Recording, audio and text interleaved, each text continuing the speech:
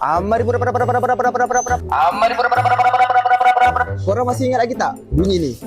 Tentu masih ingat kan? Siapa pula kata Ecosafe marah dan siapa pula yang kata abang dengan Ecosafe bergaduh? Ecosafe tak pernah marah pun. Malah Ecosafe lah yang memberi peluang kepada abang untuk berkooperasi bersama-sama. Betul tak bang? Betul. Okey, segala aduan daripada pelanggan kita terima dengan hati terbuka. Kita anggap aduan pelanggan ni untuk memberi kami dapat improvekan lagi lah customer service kami untuk jadi lebih baik.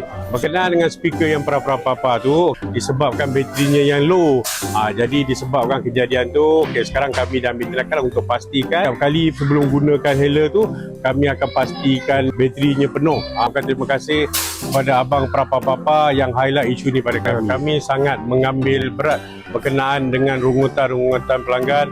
Walaupun ianya kecil, pada kami ia memang sangat membina lah. Kejayaan Ecosafe hari ini adalah kita belajar apa-apa pandangan yang pihak pelanggan berikan dan dari sana kita mengambil langkah-langkah pencegahan untuk menjadikannya lebih baik. Korang tahu tak, saya ni cumalah orang biasa sahaja. Kadang-kadang saya takut nak tegur orang tu, takut orang salah faham dan juga takut orang benci dekat saya. Tapi apabila Ecosafe sambut teguran tu dengan senyuman dan peluang, tak rasa tu buat abang sedar bahawanya tak semua orang nak jatuhkan hidup kita.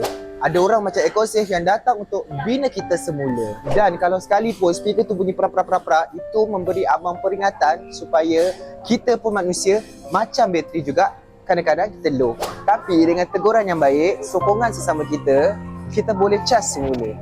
Terima kasih Ecosafe, terima kasih semua sebab percayakan kat abang. Bye-bye.